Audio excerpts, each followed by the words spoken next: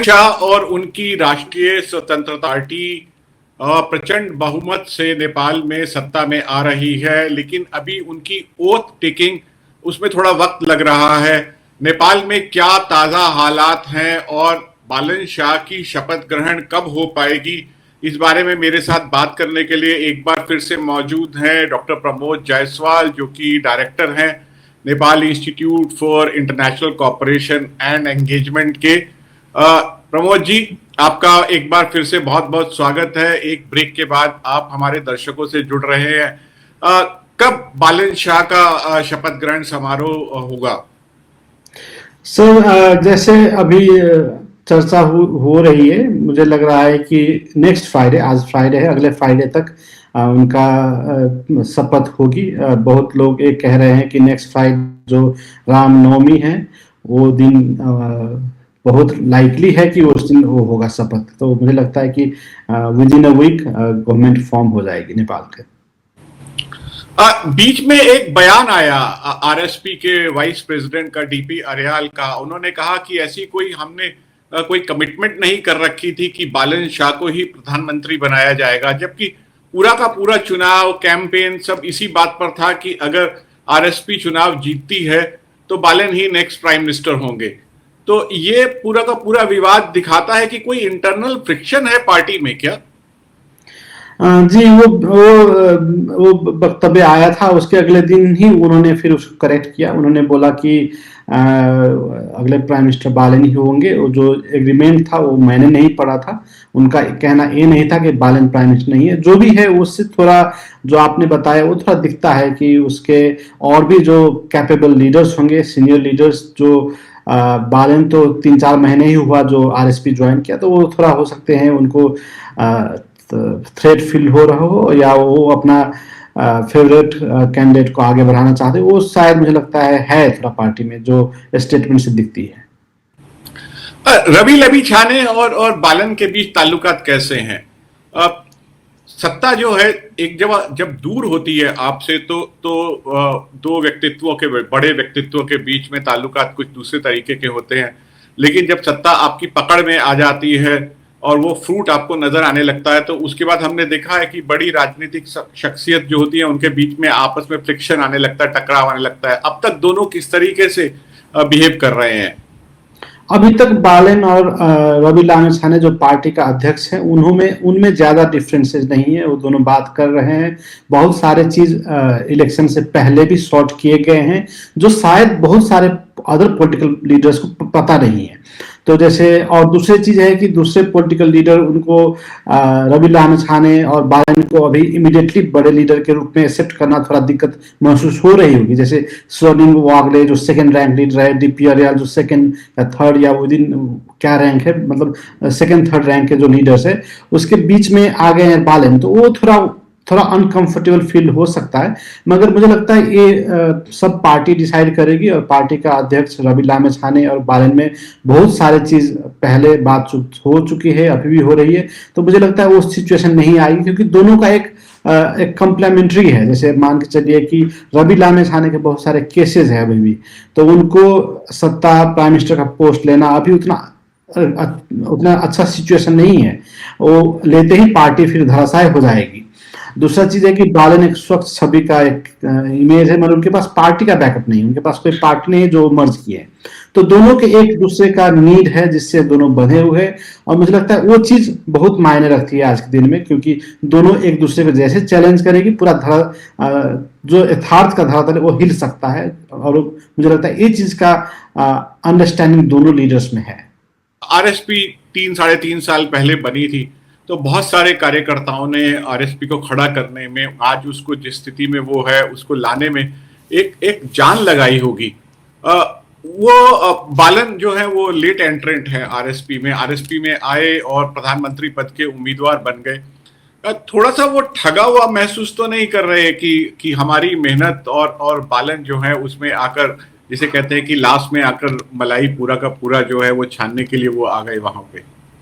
मुझे लगता है ये सिचुएशन नहीं होगा, कार्यकर्ता के अंदर ऐसे सिचुएशन, ये फीलिंग नहीं होगा शायद, इसलिए कि बालन को पार्टी ने लाया गया, आरएसपी ने बुलाया है। ये नहीं कि वो अभी दोनों अंडरस्टैंडिंग के थ्रू में आया है, नेगोशिएशन हो के आया है। तो आरएसपी को भी एक बालन की जरूरत थी, और ऐसे ही वो ऐसे आके प्रधानमंत्री पोस्ट नहीं बने। वो जो माहौल क्रिएट गया, जो वेव क्रिएट किया गया, जो बहुत सारे आरएसपी के लीडर के लिए सरप्राइजिंग था। आज भी उनको कोई नहीं प्रेडिक्ट कर रहा था कि इस लेवल का माहौल बनेगा। और मधेश से वो आते हैं, और मधेश में काफी पॉपुलेशन है, almost 1/3 of the population Madhesi रहते हैं, जिसका फुल सपोर्ट रहा है। तो पीआर में और डायरेक्ट में तो जैसे 32 सीट्स में से 30 सीट्स मधेश से है उनका। तो वो चीज सारे पॉलिटिकल लीडर्स समझती है उस बात को, इसलिए बालन को लाया गया है पार्टी में। बालन, ये नहीं कि आरएसपी में लीडर्स नहीं थे, बहुत सारे लीडर्स थे, मगर बालन क्यों उनको एंट्री मिला, क्यों उनको बालन को प्राइम मिनिस्टर कैंडिडेट अनाउंस किया, वो मुझे लगता है प्योर कैलकुलेशन किया गया था। इसलिए आज वो महसूस नहीं करनी चाहिए, क्योंकि बालन पार्टी में आने से पार्टी का सीट बढ़ी है, पार्टी सरकार बनाने के सिचुएशन में है आज के दिन में। तो मुझे लगता है वो सब समझते हैं उस चीज को। प्रमोद जी, आरएसपी में एक बहुत बड़ा तबका है जो कि मूवमेंट से आया है, जिन्होंने क्या कहते हैं पिछले साल जब जेनजी मूवमेंट हुआ उसमें उन्होंने पार्टिसिपेट किया और सरकार को एक आदर्श को लेकर सामने आए हैं कि हमें ऐसी एक अकाउंटेबल सरकार चाहिए जो हमारी समस्याओं का निवारण करे, उनका हल खोजे। वो तबका जो है शायद बालन को बिल्कुल एकदम अकाउंटेबल करके रखेगा। और बहुत सारे शायद मैंने नेताओं का बयान भी सुना है, पढ़ा है, जिसमें उन्होंने कहा है कि हमारी सिर्फ पोजीशन चेंज हो गई है, हम सड़क से उठकर संसद में आ गए हैं, लेकिन हम सरकार को कटघरे में खड़ा करने से चुकेंगे नहीं। जी बिल्कुल, वो चैलेंज है। जैसे बहुत सारे फोर्सेस है जो पार्टी को डिलीवरी के रूप में लाना चाहते हैं, क्योंकि बहुत सारे न्यू लीडर्स आए हैं, बहुत सारे एक्टिविस्ट अभी पार्टी ज्वाइन किए, बहुत सारे सोशल एक्टिविस्ट या सिनेमा आर्टिस्ट, बहुत सारे लोग आए हैं जो आरएसपी ज्वाइन किए। उनका सबका एक ही मकसद है कि देश कैसे ट्रांसफॉर्म हो, क्योंकि वो देश अटक सी गई थी करप्शन में, लैक ऑफ गवर्नेंस में, और वो चाहते एक अपॉर्चुनिटी के रूप में इसको लिया जाए और आगे बढ़े। तो इसलिए लगता है कि पार्टी में दो धार होगी, बहुत स्ट्रांगली होगी। जो एक कंफर्टेबल गवर्नमेंट बनाना चाहेगी, अच्छे से आराम से जिंदगी कट जाए, मगर दूसरा चाहेगी नहीं, चेंज होनी चाहिए, ये सरकार दूसरी सरकार से डिफरेंट होनी चाहिए, डिलीवरी लानी चाहिए। तो वो चीज होगी। बहुत सारे एक फैक्शन ये होगा जो पहले ट्रेडिशनल पार्टी थी, अपना कार्यकर्ता भरते थे, अपने क्या एक्टिविस्ट को डिफरेंट पोजीशंस पे लाते थे, अपने फेवरेट्स को प्रमोट करते थे, उसके सपोर्ट में होंगे क्योंकि पार्टी को बेनिफिट होगी। उसके साथ साथ दूसरे कहेंगे नहीं, हम फिर उसमें फर्क क्या है, हमें उसको नए ढंग से लानी चाहिए, मेरिटोक्रेसी के बेस में जो कैपेबल है उसको लानी चाहिए। तो वो धार रहेगी इस पार्टी में। ये पार्टी बहुत बड़ा पार्टी है, और जैसे बालन है वो पार्टी का नहीं है, तो हो सकता है वो अपने कार्यकाल में ऐसा करना चाहे जो पार्टी के हित से ज्यादा देश के हित ऊपर रखे। तो मुझे लगता है वो चीज 2-3 धार निकलेगी पार्टी में आने के दिन में। जी, अभी मीडिया रिपोर्ट्स के हिसाब से 18 सदस्यों की कैबिनेट बनाने की बात चल रही है, जो कि बालन के साथ शपथ लेगी। ये एक बड़ा टेस्ट होगा आरएसपी के लिए कि वो बिना किसी फ्रिक्शन के उन 18 कैबिनेट मेंबर्स का चुनाव कर ले।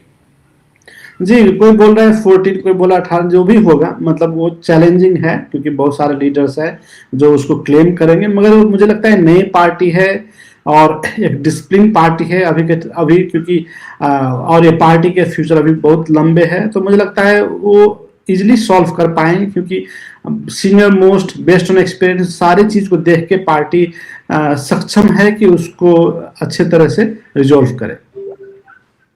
एक और चीज, ये मैंने देखा कि रवि लबी छाने और बालन शाह काफी मंदिरों का दौरा कर रहे हैं, जगह जगह उनकी पिक्चर्स आ रही है, और एक बहुत बड़ा तबका है जो चाहता है कि नेपाल फिर से हिंदू राष्ट्र बन जाए। देखिए, हिंदू राष्ट्र बड़ा मुद्दा नहीं है, हम सब हिंदू है, यहाँ पर ज्यादातर मंदिर जाते रहते हैं। जैसे अब मैं मंदिर गया था कि नहीं किसी को मतलब नहीं है, मगर कल मैं पीएम बन जाऊंगा या पीएम का कैंडिडेट, सब को इंटरेस्ट रहेगा कि मैं मंदिर गया, तो उतना ही फर्क है। वो हर दिन जाते होंगे, मगर आज भी जा रहे हैं, तो उसको मीडिया फॉलो कर रहा है, ये बड़ी बात नहीं है। सबके सब यहाँ हिंदू है, मंदिर जाना कोई किसी को खुश करने के लिए या नाखुश करने की जरूरत नहीं है, क्योंकि हम सेकुलर होते हुए भी majority of the people Hindu है यहाँ के। बालन आरएसपी और रवि लम्बिछाने इन सबको सोशल मीडिया पे मैसेजिंग का बहुत बड़ा उस्ताद माना जाता है। तो इस तरीके की मैसेजिंग ये किसी बिना मतलब के नहीं हो सकती है। जी बिल्कुल, ऑब्वियसली एक तबके को ये भी लग रहा होगा कि वो देखिए मंदिर जाना, जैसे मुझे लगता है एक लोग ये भी देखते हैं कि ये धार्मिक है, धर्म के प्रति आस्था रखते हैं, देश को प्यार करते हैं, उस समाज के जुड़े हुए हैं, वो सारे डिफरेंट क्लाउड होते हैं जिनको इम्प्रेस करने के लिए करते हैं। तो मुझे लगता है यह स्वाभाविक नहीं है, मगर बहुत बड़ी बात भी नहीं, क्योंकि बालन रवि लामिछाने पहले भी जाते होंगे मुझे लगता है, क्योंकि नेपाल में हर कोई जो कम्युनिस्ट नेता है वो भी मंदिर जाते हैं। प्रचंड जाके इंडिया जाते हैं तो वो बहुत मंदिर जाते हैं, है ना। तो मुझे लगता है ये बड़ी बात नहीं है हमारे समाज के लिए। हाँ, उसमें आप कहेंगे कि इससे जो हिंदुत्व ग्रुप है खुश होंगे, हाँ वो हो सकता है खुश होंगे। बीजेपी इसको बहुत बड़ा मैसेज लेगी इंडिया में, हो सकता है जैसे रामनवमी के दिन अगर शपथ लिया, बड़ा न्यूज बनेगा इंडिया में कि देखो राम आ गया नेपाल में, उसको बहुत सारे टीआरपी मिलेंगे, इस चीज होंगे। मगर मुझे लगता है ये आरएसपी ज्यादा सेकुलर पार्टी है, मगर उसको यूज कर सकते हैं उसके रूप में। मगर नेपाल में मुझे नहीं लगता उससे बहुत बड़ा चेंज होगी। सब हिंदू हैं, हिंदू कोई मंदिर जाके बहुत बड़ा टीआरपी या बहुत बड़ा सपोर्ट बेस क्रिएट करेंगे, मुझे नहीं लगता है। क्योंकि अभी के जो आरएसपी को वोट किया है वो करप्शन कंट्रोल देखना चाहते हैं, वो गवर्नेंस देखना चाहते हैं, वो युवा के लिए कितना रोजगार क्रिएट करता है वो देखना चाहते हैं। वो कितना मंदिर जाते हैं, कितना मस्जिद जाते हैं, कितना चंदा देती है, कितना मंदिर बनाते हैं, उससे मुझे नहीं लगता कि बड़े असर होंगे। क्योंकि नेपाल में धर्म की राजनीति बहुत कम है, क्योंकि मैक्सिमम लोग यहाँ पे हिंदू हैं। नेपाल में चुनाव होने के बाद चीन के सर्वोच्च नेता शी जिनपिंग की कुछ किताबें जलाई गई, जिसको लेकर चीन ने बाकायदा फॉर्मली अपना विरोध जताया है। इस घटना के बारे में बताइए, और इस घटना का मतलब क्या है? कोई इसमें कॉन्स्पिरेसी आपको नजर आती है? क्या वजह हो सकती है? हाँ, एक मदन भंडारी यूनिवर्सिटी है जो चाइना के पैसे से बन रही है। चाइना उस यूनिवर्सिटी को काफ़ी सपोर्ट किए हैं। उस यूनिवर्सिटी जो टेक्निकल यूनिवर्सिटी है वहाँ पे काफ़ी शी जिनपिंग के किताब पाए गए, उससे कुछ लोग उसको जलाया, ये न्यूज़ में मैंने पढ़ा था। और उसके बाद चाइनीज एम्बेसी जो काठमांडू में है उन्होंने उस पर नाराजगी जताई, और उस पर नेपाल सरकार ने एक छानबीन समिति बनाया और पनिश करने के लिए बोले हैं जो भी इसमें इन्वॉल्व है। क्योंकि उनका कहना है कि चीन एक मित्र राष्ट्र है और हमारे नेपाल और चीन के संबंध अच्छे रहे हुए, उसको बिगाड़नी नहीं चाहिए, वो एक है। दूसरा चीज उसको ऐसे भी देख सकते हैं कि जैसे केपी ओली का डिक्लाइन हुआ, कम्युनिस्ट को जिस तरह से अभी मैंडेट नहीं मिला इस इलेक्शन में, उससे क्लियरली ये भी दिखाई जाती है कि लोग काफी नाराज है कम्युनिस्ट पार्टी से। तो उनको लगा होगा कि टेक्निकल यूनिवर्सिटी में कम्युनिस्ट की किताब क्यों क्या कर रही है, वो मतलब ये शायद प्रोपेगेंडा फैलाने के तरह यूज किया जाता है। वो चीज को इस तरह से मैं देख रहा हूँ। एक तो नेपाल सरकार के स्टैंड क्या है कि ये चीज नहीं होनी चाहिए, क्योंकि इससे हमारे दो देश का संबंध खराब होगी। दूसरी तरफ ये भी लोगों को ये भी ऐसे भी देखा जा सकता है कि लोगों में काफी नाराजगी है कम्युनिस्ट पार्टीज को लेकर आज के दिन में। अब बहुत सारी बातें कही गई उन किताबों को लेकर। कुछ लोगों ने इस पे सफाई देने की कोशिश की कि वो पुरानी किताबें थी और वो खराब हो रही थी, इसलिए जलाना जरूरी था।